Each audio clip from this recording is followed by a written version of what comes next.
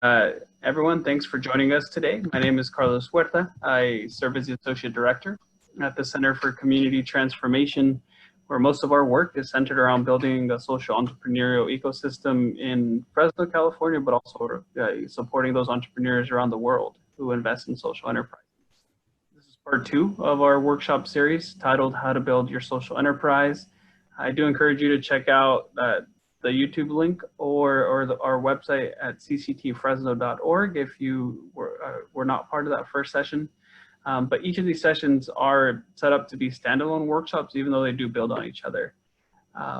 So just quick run through as to what to expect today. So again, most of you did join us the first time around, but you will be muted. So I will mute everyone except for Alex Hussain-Leon, who's our presenter, who I'll introduce again here in a little bit. And for the first 40 minutes, we'll hear from Alex and his great insight. And then at about the 7:40 mark, we'll then break into Q&A time. This will be your time to ask questions as well as interact in the chat box over comments. The other thing I will mention is, and I've gotten to talk to some of you already, is that we are opening up 20-minute meetings in between through the calendar link we'll send again through an email at the end of our time, where you can set up a 20-minute consultation with myself or Alex as we move forward and as you work on your social enterprise. So without taking too much time from Alex, I'll introduce him. So Alex works at one of the largest technology hubs here in California Central Valley called Bitwise Industries. Alex is also a husband, a serial entrepreneur working on his fourth venture. He's also the brain behind the Central Valley's only social enterprise accelerator, which is actually housed at the Center for Community Transformation. He loves coaching founders and connecting them to the right people.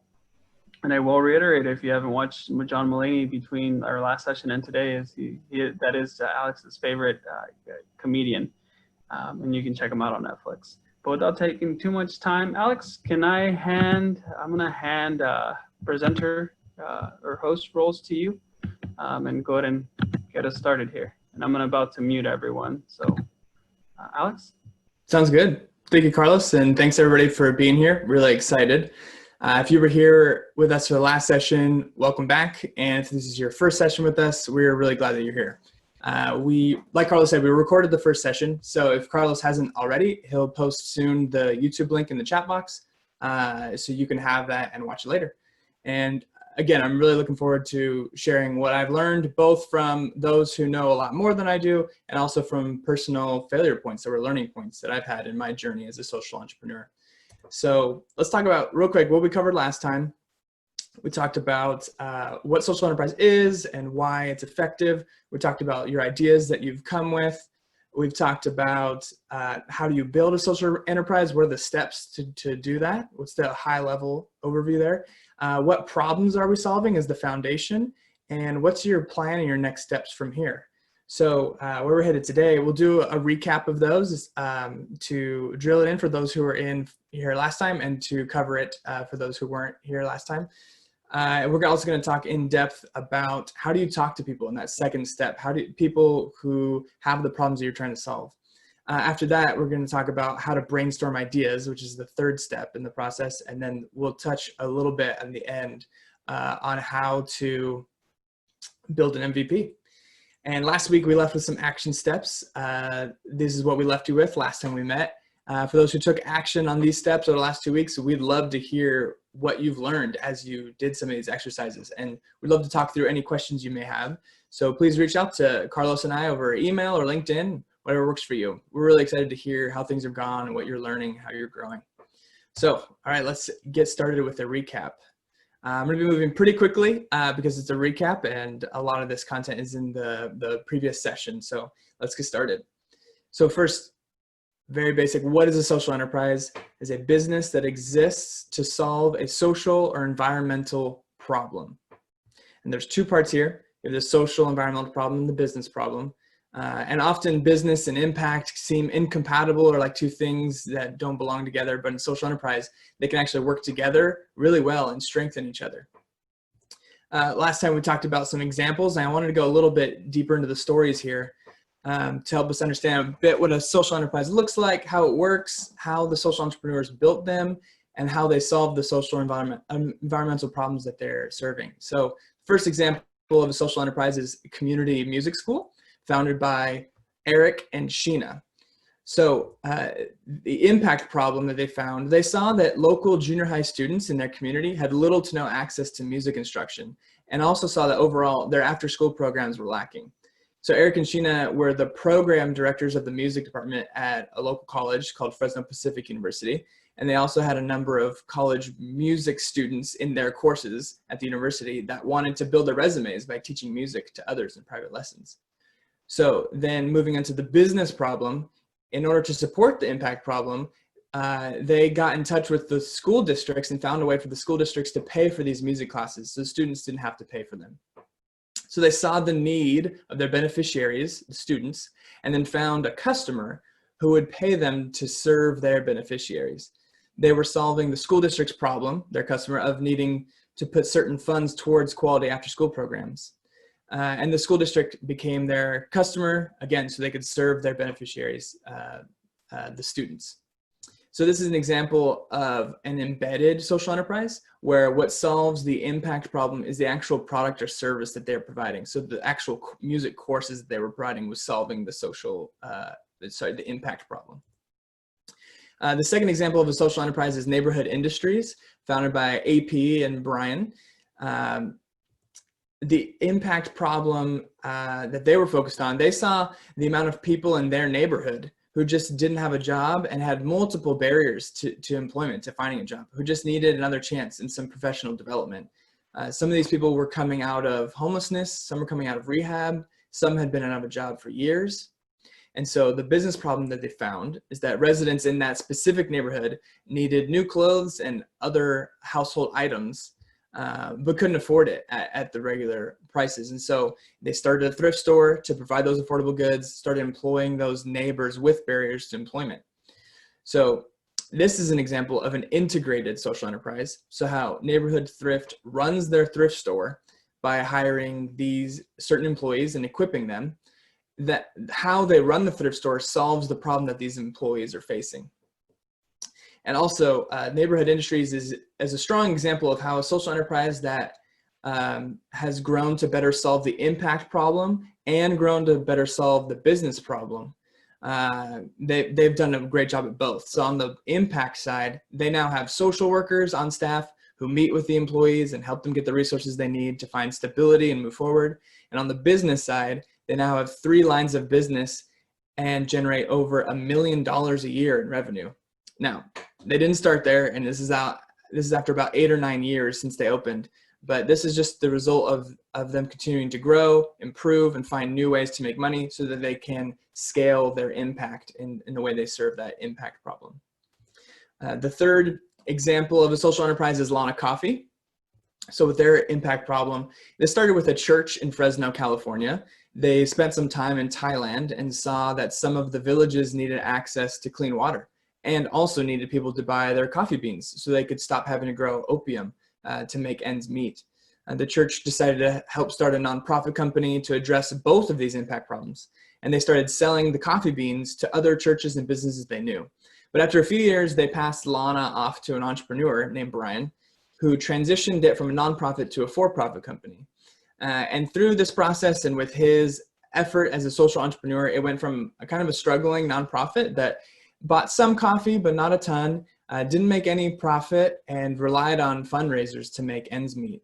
And when Brian took over after a few years, actually after about 5 or 6 years, it became a $1 million revenue coffee business that creates huge demand for the coffee beans that are being farmed in Thailand. And also they donate their profits to build multiple water wells in their villages.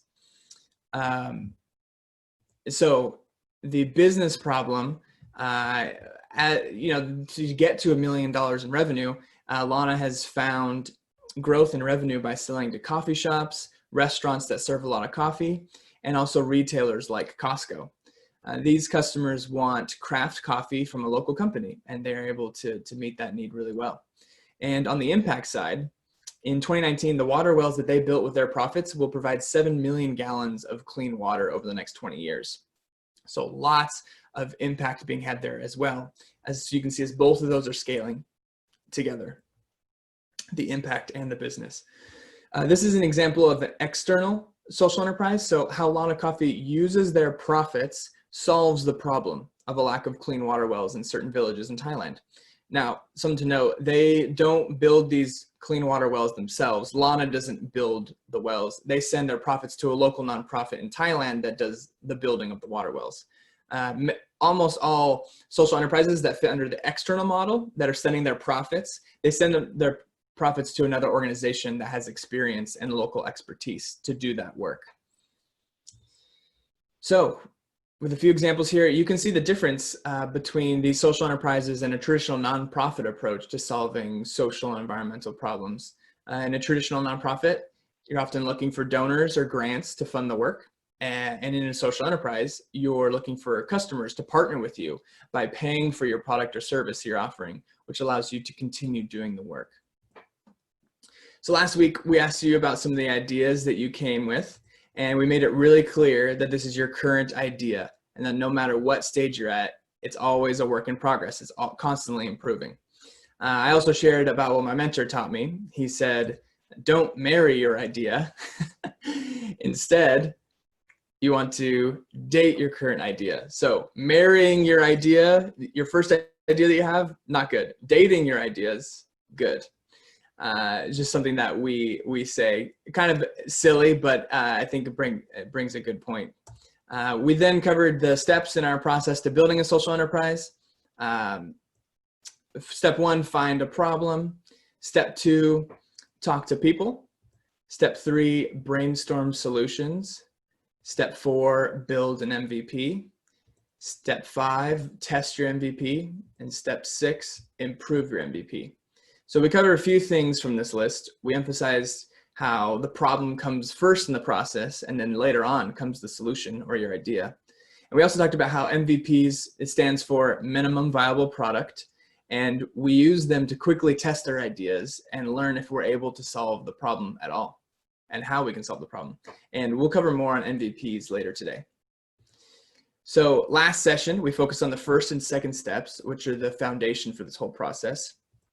And today we're going to touch a bit more on step 2, go through step 3, and do a high-level cover of step 4. So let's keep moving on the recap from last session.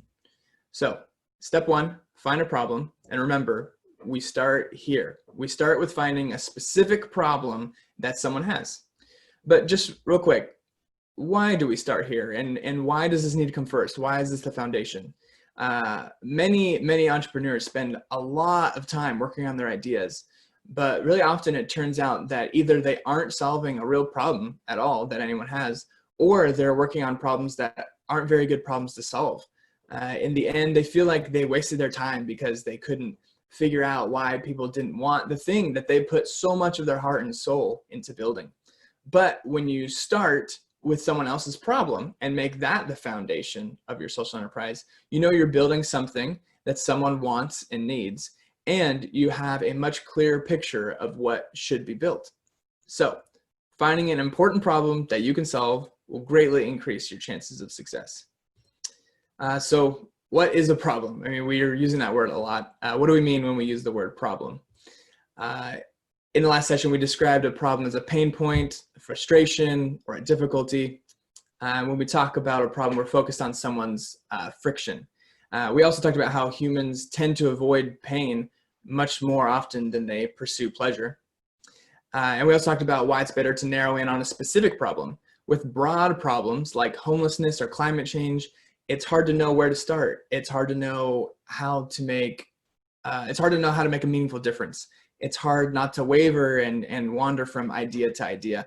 But with specific problems, you can find a more clear place to start, even more clear people to start with. You can make a meaningful and measurable difference with the problem that you're addressing, and it's much easier to stay laser focused. So we want to make sure that as we learn more about the problem, we're narrowing in on a really specific problem that some people have. We also talked about how in social enterprise, there are 2 types of problems that we have to solve. There's the impact problem and the business problem. The impact problem addresses a social or environmental issue, and it serves as your North Star or your cause. And often the impact problem can feel like the heart, the mission, or the purpose of your social enterprise. And the business problem addresses a business pain point. So you're finding someone who will pay you for the product or service that you're offering. This is how you make money so you can stay alive and grow. And as we say, no money, no mission. More money, more mission. So if you're not making any money, the mission dies.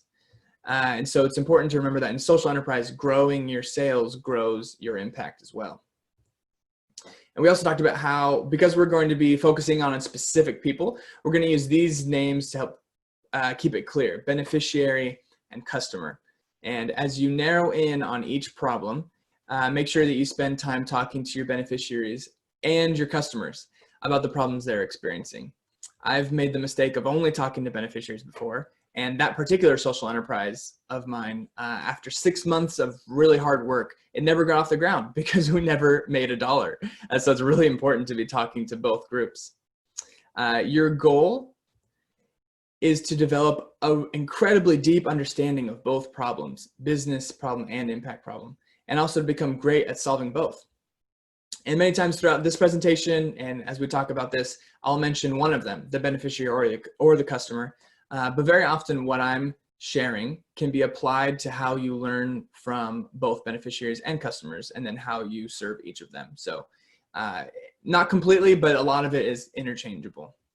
So how do you find a problem? We covered a few ways that can be helpful to find a problem. First, trying to scratch your own itch where you're solving a problem that you have personally. Also, looking through your own experience, be it from work, listening to others, or observing others around you, or even using empathy to find a problem. And empathy is how you step into the shoes of someone else so you can understand and feel their pain point. But really important question is whether you've picked a good problem or not. How do you know if it's worth all your time and effort to try and solve this problem, whether it's a business problem or an impact problem? And so in the last session, we covered the questions that I've gathered to help you discover if this is a good problem for you to try and solve or not. And remember that these questions were designed for evaluating business problems, but I think almost all of them can help evaluate impact problems as well. So the first 4 questions are around, is this a good problem to solve? And these 8 questions here are kind of like an internal checklist for you and your team to use to think through if you want to try and solve this particular problem. And something to note, this is not to say that if you go through these questions and it doesn't turn out very good or doesn't sound good, that you should just give up on this issue, or social issue or environmental issue that you care about. This is designed to help you determine whether the specific impact problem or the specific business problem you choose is a good one to solve. So if it doesn't score well using these questions, keep searching for a different specific problem within this area that you care about. So first 4 questions are, how intense is my customer's problem? How often does my customer have this problem? Do my customers know that they have this problem I'm trying to solve? And how many people have this problem? And the next 4 questions are more oriented around, should I try to solve this problem? So the 5th question, are they willing to pay for me to solve it? Have I experienced the problem myself? And if not, am I close with anyone else who has experienced it? Can I build a solution for that problem? And how easy is it for my customers to find me, or for me to find them? So after that, we talked about step 2, talking to people. So how do you talk to customers and beneficiaries, and what are you trying to find out? Now that you've found a problem, you're going to talk to people so you can figure out exactly what they need to be solved. You should only be talking to people who have this specific problem. Not your friends, not your family members, not other people who are interested in the conversation, people who have the problem. Your goal is to listen in these conversations, not to talk, and you want to start really broad and open-ended because you want to let them lead you to their most intense problem in this area that you've become interested in. And instead of, a lot of people will want to lead them towards this idea that I have, or even to like try and sell it. But you don't want to do that. Again, you want to let them lead you to their problem. So ask open-ended questions and have them lead the content of the conversation. We covered 5 questions that you can use to start a natural and helpful conversation to learn more about the problem. In my opinion, the first 2 questions out of the 5 are the most important. So the first question is, what is your number one challenge around blank? And the second one is, can you tell me about the last time you had this problem? For the first question, you're going to have to figure out how to fill in the blank, obviously. You need to describe their problem in a general way and with as few words as possible. So in one of my social enterprise attempts, we were trying to help people with personal finances. We're trying to build an app to teach them personal finance skills. So we asked them, what is your number one challenge around managing your money? So, and you can experiment. Sometimes you'll word it one way and it won't really click, and sometimes you can word it a different way and then it'll start to click. So just be experimental with how you fill in that as well. So the next three questions, why was this hard? Have you tried anything else to solve this problem? And what don't you love about the solutions you've already tried? So I've compiled some notes to help you know what to look for in each question. And each question will hopefully bring up some helpful pieces of info that's, might be included in this list, but you might find other things as well. So confirming that this is a real pain point. The first question, what is your number one challenge? You're just going to confirm that this is actually something that's really painful for them. It's also going to help you narrow in on what specific problem they are experiencing pain around, rather than just the general problem you can see from the outside. So basically, this helps you know what the most painful part specifically of this situation is for them.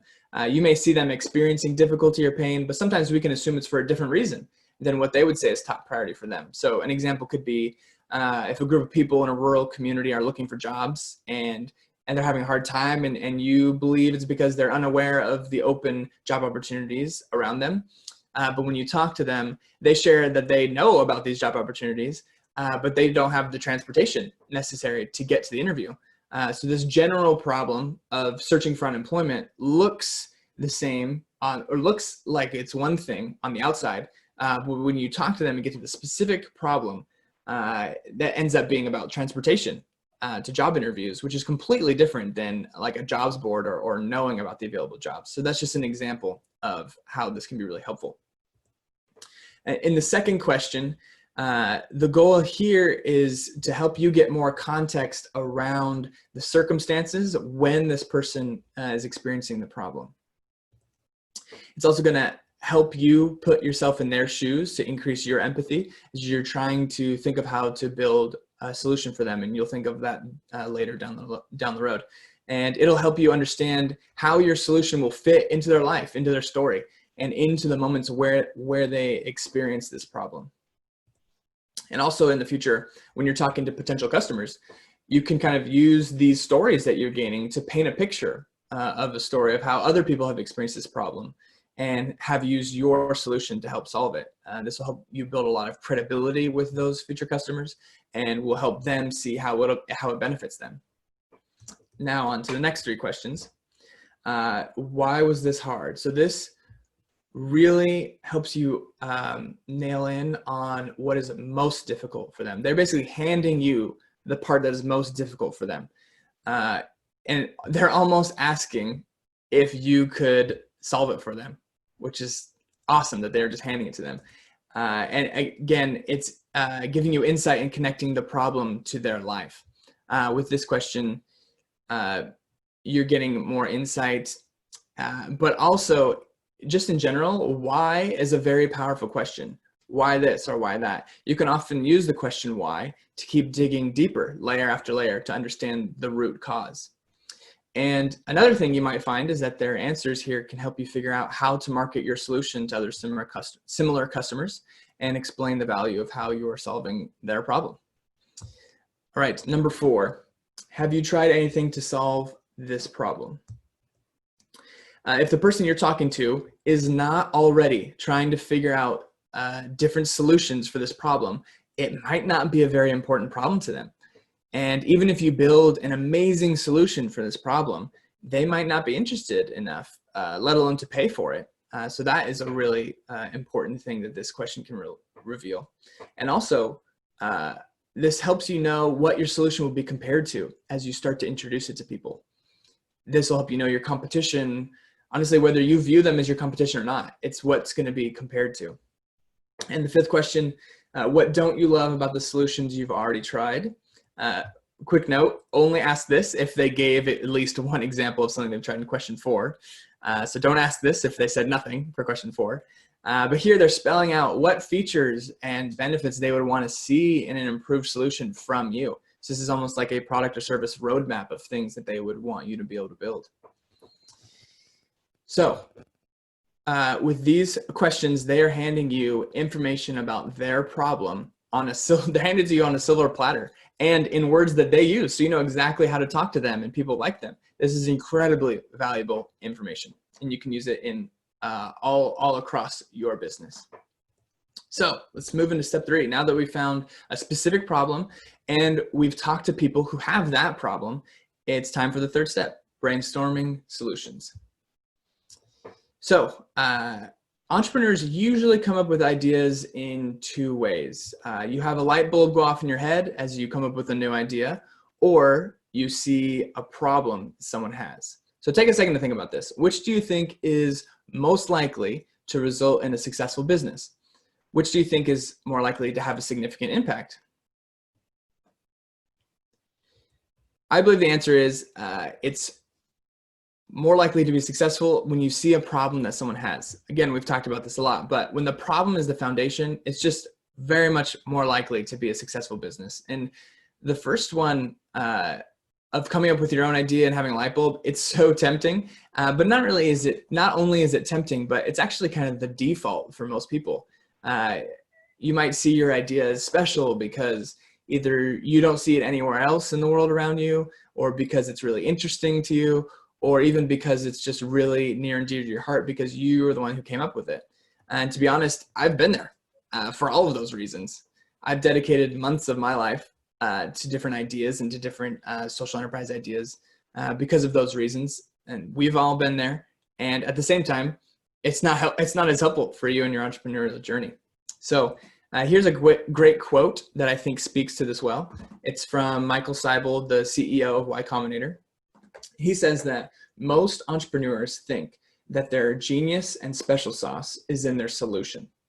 The best entrepreneurs know that their genius and special sauce is in how deeply they understand their customer's problem. This is a huge point being made here. Deeply understanding the problem is the best advantage that you can have. So with that in mind, let's talk about how we can come up with some ideas, how we brainstorm these solutions. So I have a few different techniques for coming up with ideas for solutions, and they can actually all complement each other. So let's get started with the most important one first, interviews. So the first technique is based on your interviews that you've done in step 2, where you're talking to people. And before you start brainstorming all the potential solutions you may come up with, remember that you've already done the foundational work. You've done most of the hard work by talking to beneficiaries and customers. It's time to do the fun work. So the first thing you should do in your brainstorming process is to look over your notes from all these conversations you've had with people that you talked to in step 2. And just again, remember in step 2, you're talking to both your beneficiaries and your customers. Make sure you're talking to multiple of both. And now that you've learned about exactly what their specific problem is, you have the target to aim at. You should have a much clearer picture of the specific problem they're experiencing and what you're going to be trying to solve. Here are a few more questions for you to ask yourself as you go through the interviews, as you read through your notes. What do they have in common? What do I notice that's most important to them? And what's the specific problem they are experiencing that I can pull from their responses and from their story? Remember a few things. There's a few things here to remember. Be okay with outliers. If you ask 5 to 10 people about their experience, you'll have some outliers, and that's okay. An outlier is something that's way off or just different from the rest. And so for instance, if you talk to 10 people and 9 of them share about one problem, but the 10th person has a different problem, it's okay to make the decision to decide to focus on what the 9 people said. You can't solve everyone's problems, either for customers or for beneficiaries. You can't solve everyone's problems. Another thing to remember is that actions speak louder than words. This is true here as well. They've told you now what they believe is true about their problem and what they're experiencing. And I'm not saying to distrust them, but we all know that how we can say one thing and do something completely different sometimes. So keep in mind that later we'll be testing their actions and comparing it to what they said in step 2. And as you're thinking of potential ideas to solve what they've shared with you, remember to focus on what could best solve their problem, not the coolest idea you can come up with. So even though you're going to be brainstorming solutions, the point of those solutions is the solving of the problem, not just, oh, this would be really cool, this would be really interesting, or this new technology could be used. The point is if it's solving the problem. You're going to take what your customers and beneficiaries have said in step 2 and build something quickly to test and see if that's really true or not, which is step 4, where we're building an MVP. So this step here, brainstorming solutions, is deciding what to build based on what you've learned about the problem. And it's kind of the bridge between these 2 steps. All right, so a second one, this is one of my favorite ways to come up with ideas, and I've used it multiple times. So step 1, grab some friends and a massive whiteboard. And honestly, be sure to bring some food and drinks with you. It turns out having fun is more helpful to creativity for most people than being really serious. So have some fun. And also a massive whiteboard with dry erase markers is ideal, but any large surface where you can write on will work totally fine. If you have co-founders, they should definitely be present during this session. And if you want to bring more people, bring people who brainstorm well with you. These are people who are open to new ideas, and they're really good at bouncing ideas back and forth, and they don't feel the need to shut down ideas with explanations of how it won't work. And the people who explain how things won't work, those people can be helpful, but they're just not helpful right now in this process and in this step. Step 2 is to write the specific problem that you're trying to solve in the middle of the whiteboard. This is going to help to keep you focused on the specific problem that you're trying to solve. And so remember, it should be a specific pain point that these people experience, how they feel, why it's a problem for them, and try to include as many descriptive adjectives as possible. Then we're going to, step 3 is to come up with as many ideas as you can on how to solve this person's problem. And keep in mind, there's no wrong answers here. So throw everything that comes to mind onto the board. This is again why we don't want to have people who are negative or think of why stuff doesn't work. We're just getting as many ideas as we can all around the central specific problem that we're trying to solve. And then from there, step 4 is to choose the idea that you want to date first. And that's your starting point. This is your first hypothesis for a solution to the problem that your customers or beneficiaries have. And remember, you're not marrying any of the ideas on the board at this point. From the long list of ideas, you should just decide what's your best guess to be the most successful, and that's where you start. The last brainstorming technique is a great exercise that I learned from the co-founders of Airbnb, and it's called the 10-star exercise. And something to note here, you can use this exercise to come up with new ideas for solutions, or you can use this to think about how to take your existing solution to the next level. It works really great either way, and you can use it multiple times. So step 1, think about the specific problem that you were solving. Step 2 is to step into your customer's shoes as they're experiencing this problem, so using your empathy. Step 3, ask yourself, what would a 1-star experience be? Basically, if someone were trying to solve this person's problem, what would a terrible experience be? What would be so bad that you would write a 1-star review online and then tell other people to stay away from this? So here's an example of a 1-star experience. So let's say you're ordering food from a restaurant and the staff members roll their eyes as you walk through the door, and the tables and the chairs are sticky and discolored, and your food takes over an hour to be ready, and then your food, when it comes out, is covered in mold. That sounds like a terrible experience, right? So think about the problem that you're trying to solve and what a really terrible experience would be. And step 4 is to actually repeat that, but for a 2-star, 3-star, 4-star, and 5-star experience. So 2 stars being a bit better than 1 star, but still definitely below expectations. Keep going all the way up to a 5-star experience. But think about this. In a 5-star experience, there was nothing wrong. You can't really complain about anything, but you're not really going to go tell all your friends about it. You're not going to write home about it. You're not going to feel excited for the next time you get to experience it. So here's an example in the same restaurant. example. So you're ordering food from a different restaurant because honestly, you're never going back to the last one, right? You walk in, the staff is kind, and they offer you a free drink for your first visit. The tables and chairs are comfortable and clean. Your order comes out sooner than you expected. The amount of food and the quality of the taste feels right for how much you paid, and afterward you feel fully satisfied. You'll go back again to eat there, and at the same time, you're not going to really go tell all your friends that they have to go there and this is an incredible experience, or you're not going to post on social media telling everyone to try this place out. It met all your expectations. So that is what you should do for step 4, all the way up to 5 stars. Then, as you can guess by the name of the exercise, step 4 is to ask yourself, what would a 6-star experience be? So taking it another step further, what is one more step up from your 5-star experience that would be impressive, that would leave a lasting impact on your customer?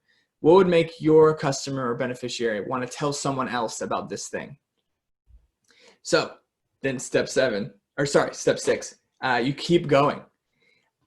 You take one more step all the way up to a 10-star experience, even more impressive, even more impressive, even more impressive. By the time you get to 10 stars, you should be using your sci-fi imagination to think of a crazy movie-like experience that you could never afford to provide anyone, but it would be an amazing dream that your customer would never want to wake up from. For Airbnb, this was the 10-star level was an overnight stay where the customer would receive a ride in a stretch limo with President Barack Obama, and then arrive at SpaceX where Elon Musk would meet them and tell them they're getting in a rocket ship together and visiting Mars. And obviously, they have yet to pull that off for an Airbnb guest. But through this process of thinking what would be impressive and what would blow off the socks of our guests, they discovered some really simple features and experiences that they could add to make the experience special and meaningful for their guests that come through. So the last step of this process is to look through these things that you've detailed. So even though you can't include everything, obviously, from your 6, 7, 8, 9, and 10-star experiences, you came up with those ideas for a reason. And so look through those ideas and see what elements of those you can include in your real solution to make it impressive and make people want to talk about what you're providing them. All right, so those are the 3 techniques for brainstorming solutions. So let's talk quickly, we've got a few minutes left before the Q&A, on how to build an MVP. So now that you've brainstormed some solutions, chosen the first one that you want to date and experiment with, it's time to start building something. It's time to build your MVP.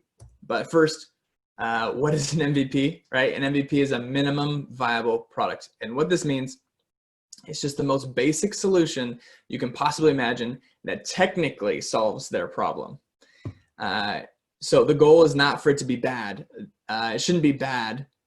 Your MVP shouldn't be bad just because it's the first one that you make and because you make it quickly. The goal is for you to be able to move fast. So it's not focusing on low quality, it's focusing on speed and being willing to sacrifice quality from some amazing solution like an end product that you want to build eventually so that you can move quickly. Because what is the purpose of an MVP? The purpose is to learn more about the customer's problem based on their actions, not just their words. So in step 2, we talk to them and they use their words to describe the problem, but an MVP is going to help you learn more about that and how they respond to it based on their actions. And in the shortest amount of time possible, so again, the purpose of MVP, you want to, in the shortest amount of time possible, you want to learn as much as you can about whether your solution solves their problem. There's something really important for entrepreneurs as you try, and especially as you try other ideas in the future. There's just a sense of momentum. And so if it takes you 1 year to build your solution, you might lose that sense of momentum and you might lose the desire to keep going and you might give up. Whereas if you did it every day or once a week, you have a much faster cadence and you're interacting and showing what you're building to people more often, and it's a lot easier to maintain that sense of momentum. Okay, so 2 quick stories. I might have to go into more depth on them next time, but so a food delivery website. So there was an entrepreneur who had this idea. he saw that single mothers were having a hard time getting groceries because they're working and they take care of the kids, and it's just really difficult. And so he found a single moms group on Facebook, and then asked if he could go to one of their meetings, went to one of their meetings, and just had a pen and a pad of paper and wrote down all of their grocery orders. And he had this idea of how he could build a website to solve this problem that they had, where they could order their groceries online, have it delivered. But his MVP was he went to the meeting, wrote down their list of orders, and then went and did the grocery shopping himself and then delivered to their homes. So that's the solution he could build in a day or two. And so in doing that, instead of spending 3 to 6 months writing code, or instead of building a sales team and all of these things, he was able to learn so much in the first few weeks that he then knew what they really wanted and what to build and what is really the specific problem that they need helping solved. Similar with Airbnb, their first website, if you look at a picture of it, it's hilarious because it's really bad. You can't see a calendar view. There's no pictures. It's all bad. And the founders actually went to New York, even though they lived in California, to take pictures of the apartments of these listings. And so what Airbnb did is, as their sales were growing, they would try to write more software to scale wherever the bottleneck was. So that it started as a very manual process. And then eventually now, obviously they have thousands and thousands of employees, but it definitely did not start there. So it started as a very manual process where they would literally go to customers' homes and take the pictures for them with a professional camera. So thinking about what a good MVP is, I heard this from a Grow with Google session, so I want to give credit to them. So let's take a hypothetical problem that someone's experiencing to help us understand how to build a good MVP. So let's say someone is experiencing a problem around transportation. So just think, what would a good MVP be for someone who's experiencing a problem around transportation? Most entrepreneurs ask themselves, what's the best way I could solve this problem? So in this case, trying to solve transportation, they start building a car as their first solution because they think it will be the most effective, it'll be really impressive, and the customer's gonna love it. But it takes a really long time to build a car, even if you're good at it. And if you've never done it before, it takes a really long time to build a car. So while you're spending all this time building a car, you aren't learning anything about how the customer will respond, and if this is actually really going to solve the specific problem they have.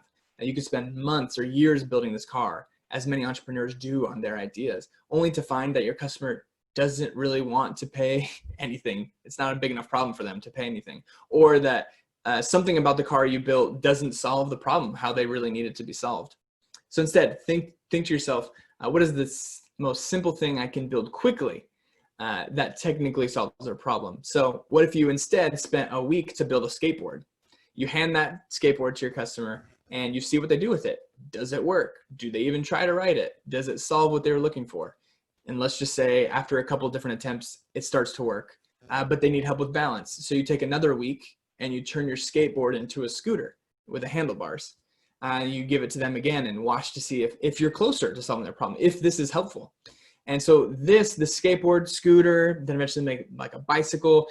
This is the process of an MVP. It's really fast and it gets something real into a customer's hand quickly. And most importantly, it helps you as the social entrepreneur learn. Is this actually working? Is this actually a problem they want help solved? And it helps to maintain that sense of momentum. So I wanted to share real quickly a few tools to build an MVP. So you can use existing things that are out there, whatever the industry is, whatever you're trying to solve, you can use existing things. So some MVPs in like the tech world will include Excel spreadsheets, Google Forms, and like slideshows. And you don't need to spend months writing code. It's just how can you make something look like or function in a way that technically solves their problem. Another thing you can do is a demo MVP. So if you're building a website or an app, you can just use screenshots. There's something you can look up called Marvel app, which I've actually used before on a startup and is actually pretty effective to show potential customers, which is like a clickable demo and you can use it on a phone or on a computer. or Photoshop or any Canva or any other image creators to just show like a screenshot demo. And then the last type of MVP is called a concierge MVP. And it sounds fancy, but it's not fancy at all, because it's like the food website delivery service. You're just doing everything manually. So you're treating them like you're an app or a website that's serving them, but you're just doing everything manually. You're going to the grocery store yourself. You're driving around yourself. You're writing down all the list of groceries yourself. You're doing everything by hand. So that is a high-level overview of MVPs. So I'm going to challenge you. The challenge I typically tell people to build an MVP within 1 week. And since we have 2 weeks till our next session, and this is maybe your first time building MVP, we're going to extend that to 2 weeks, since that's the next time that we'll meet. But here's the requirement. So it technically solves their problem, no matter how simple or it is. A goal is to spend as little money as possible. The goal is $0, but it might take a couple bucks. It might even whatever you can afford to try. Another requirement is that it might be a little bit embarrassing. So I've often heard from people who coach entrepreneurs that if your first MVP is not embarrassing at all, you spent too much time on it, which is kind of funny, but I mean, this is how you move fast and how you learn quickly. And the goal here, remember, is not about how good or bad it is. The goal is to try to solve their problem so that you can learn from their behavior and not just their words. The goal is not to impress them with your bells and whistles. So I have a few action steps for you all, and then we can hop into some Q&A. First action step, it'll be similar from the previous session. Let's talk to an additional 3 customers and an additional 3 beneficiaries, using those 5 questions to guide the conversation. And remember, we went over what to look for with those different questions. Use the 3 techniques to brainstorm solutions around the problem you are trying to solve. And then your third action step will be to take 2 weeks to build that MVP that solves either the impact or the business problem. You don't have to do both at the same time. Eventually, I think as you practice this, you'll get good enough to be able to do that. But let's say the goal for the next 2 weeks would be to pick one, whichever where you know you have a specific problem to solve, impact or business, and take those 2 weeks to build an MVP there. So those are the action steps I have for you all. Yeah, opening up to Q&A, and thank you all for being here. Wonderful. Thank you, Alex. And I hope this time has been valuable for you guys. And I do have a couple questions, Alex, that I'll throw. I think the first one is a good one. So this person mentions that their beneficiary isn't a person. How can I talk to this beneficiary, or what would be my action steps when trying to find more about my impact problem here? Yeah, so I mean, just assuming that it might be the environment or it might be an animal of sorts. Sorry, and their specific impact problem they're solving is trying to reduce emissions in their municipality. Great. Yeah. So in understanding the problem, you can talk to people who experience the negative byproducts of that. But also, I think the best thing would be to talk to people who understand that environmental problem. So it could be scientists, it could be, and there's a bunch of different scientist words like ecologists or different things like that, who understand that problem. It's a great point, because you like talking to a tree is only going to give it carbon dioxide. It's not actually going to give you answers. And so, yeah, absolutely. Talking to people who know about that, who are experts in that field, who you can learn from. They may be able to even tell you things that other people have tried that either have worked or not worked, but they can also really speak to what the problem really specifically is and what's contributing to that. I don't think that's an exhaustive list, but that's what comes to mind for me right away. Absolutely. Okay, and so, great answer, Alex. Thank you there. Second question here is, I'm a couple months into my business idea, and I feel like the problem is bigger than I thought I could solve. I don't feel like it's time to give up on my business, but what would you recommend? Yeah, it sounds like as you're learning more, it's getting bigger, so it might sound like broader or more daunting. Again, without knowing more about the situation, it sounds like it might be more severe, which is probably a good sign. And then within this like growing problem, I would just encourage you to keep learning about it. It's based on the question, it sounds like it's been a few weeks, maybe or a few months that you've been learning about it. So to continue, based on what you're learning now, you know more of what you don't know. So ask questions based on that. And I think as you kind of like the movies where they have like the red strings all attached to like the different pictures across the map, as that grows, you might find specific points that are the specific problems that you want to solve. Totally agree. As this grows, like let's say homelessness, if you start to study homelessness, that is a problem that will continue to grow and grow and grow. But how can you solve a problem either for a more specific subset of people or a specific problem that these people experience in this broader issue or problem? So I think that as you spend more time, you might be able to see which ones are the byproducts and which ones are kind of the cause problems, the root cause. And so I would just encourage you to look for those and see if there's specific problems that seem more like root causes that hopefully could have a downstream effect on these other ones. So again, without context, that's, I think, what I would say. Yeah, and I mean, I'll even share from our experience in working with school districts. We consistently have heard over the years, that the childhood hunger is a reality, and it absolutely is, and all over the world. And when schools are serving students, like you want them to have full bellies, especially for them to learn effectively. So when we said, okay, maybe we need to put more food in the homes, then that actually the problem never really ended. We just had to keep putting food in the homes of those families. But we realized is that if we could upskill some of the parents to acquire more sustainable employment or more permanent housing, or more permanent employment, then actually the childhood hunger would in a way be taken care of. And so even though the problem immediately that's seen at the surface level is maybe hunger, if you go a little bit deeper, you'll see that there's a way to solve it if you go, a level or two below that. So I think that's great. I think that brings up two things from what we talked about earlier today. One, the question why. So like, why is this hard? Or why isn't there food in the home? Well, we don't have jobs. Like those kinds of conversations. Exactly. You can find some of those more root causes as to what's the real problem here.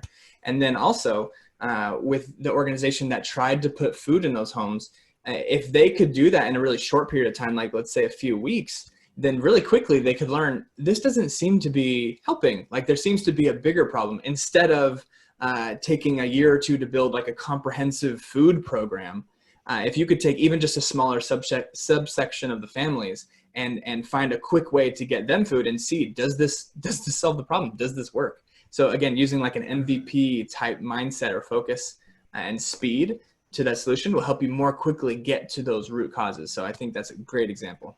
Absolutely. I think that's another great question. I think it's more of an implementation of an MVP. Should we do an MVP before we dive deep into feasibility research, or should we potentially build an MVP as we have a hypothesis that we're looking to test? Yeah, and what was that? Visibility research? Is that the term? Feasibility. Feasibility. Yeah. Glad I asked. I'm tripping up on my words here. I think no, you're good. I think that the positive side of the MVP, as you get better at this, you can still keep the 1 week timeline and do this kind of on the side. You can use tools that already exist, or do something small that technically solves the problem in a short period of time. And so I think in a way, in my mind, building an MVP in a short period of time that technically solves the problem that you're trying to address is a feasibility test. Like you taking that to them and then watching whether it works or not, no matter what they said before, no matter what they say after, like watching their behavior. Does this work? That feels like the best version of a feasibility test in my mind. Now there might be local experts or other people that you can consult and talk to, people who have had experiences, and those can be great sources of perspective and input. But I think that the MVP process is quick and inexpensive and might even take less time than a feasibility test, and could be, yeah, it would just be faster. Can I just add one suggestion there, Alex? And it might be a little bit off of where we were, but actually, in my experience, and maybe you can speak to this too. And I'm mindful of time, but I've seen that oftentimes competitors that are solving problems well are actually oftentimes really open to providing feedback to the way you're trying to solve the problem, because in reality, they know they will not be able to control 100% of the market. But oftentimes you'll be solving problems differently that might not necessarily siphon their customers, but actually supports the ecosystem of that industry. So I would nudge and encouragement that if there are competitors out there that you could talk to, it never hurts to at least get their insight there. Alex, jump on to this next question. And I think it's actually a pretty solid question here as to where we're going, and maybe where we can go in the next couple of weeks, is how do I market my first MVP? I have a landing page. Now what? Yeah, can you tell us more about what you would recommend here? Totally. That's a great question, because you've built something, and even if you've built it really well, like in a week, and you've used some existing resources, how do you test it on people? And I think the problem is not actually the marketing, but it goes back a few steps. So if you built an MVP without talking to real people, then it would make me wonder, like, am I really solving a specific problem that someone has? So I think back to step one, back to step two, like the actual people that you're building this for. I think that is kind of, those should be your first users. Like through this whole 6-step process, you might have the same 10 people that you're working with. And eventually it becomes 50 and then 100 and then 200, and that's kind of where marketing comes into play, because you've tested it with a group of people and you've seen that it really works. But with this original like cohort, you could say, or group of people who you've confirmed, you've talked with them, you've honestly built relationships with them, you might become friends with them. Like you can have genuine human, relationships with these people as you're building empathy. So I think if you're having trouble figuring out how to get people to use it, I think the real answer is to make sure that you're actually talking to people about the problem that they have, and that you've built that directly based on what they've said from steps 1 and 2. And then the thought process in step 3 is all about these group of like 5 to 15 people with names, and you know them, you've talked to them, and then steps 4, 5, and 6, you take it to those people. So excellent question. Really, really appreciate it. Yeah, and I do see that this person mentioned that they did talk to customers in creating their MVP. I think the one thing I would also add to Alex's feedback here is, obviously you have customers that gave you feedback and probably did purchase these products or service. And so where can you find more of them, right? And where do they exist? What do they do? This is more consumer behavior and market research. And I think because of the nature of the workshop, it's something that necessarily we can't dive too deep into, but I'd love to chat a little bit more and talk about different marketing strategies in reaching customers. We have had a lot of success with our current social enterprises in helping them go to market, especially right off the bat. I think your first 10 customers are often very difficult to find.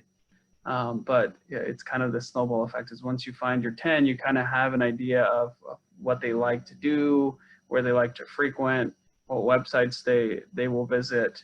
And so you'll learn more consumer behavior, which becomes important in customer acquisition cost. Yeah.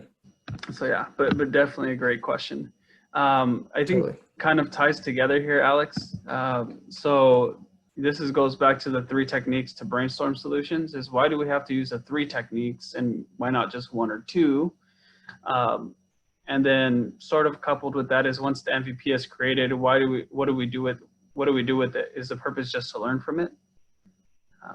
Yeah, those are great questions.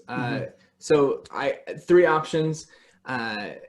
You can use all of them. You can use none of them. They're all available to you. So I don't think that in order to be successful, you have to use these three. I've just seen, so again, gathered from my experience, gathered from others, I have seen these to be some of the most effective ways to brainstorm solutions. And so I would encourage you to try them, and do not feel like you have to do all three. The only thing I would say that feels like, I don't know, requirement sounds heavy, but is the first one. At the end of the day, just base it on what the people have said, of the people you're trying to solve the problem. Like, that is what the first one is all about. And then about taking the MVP and what do you do with it? That is exactly what we're going to cover in the next webinar.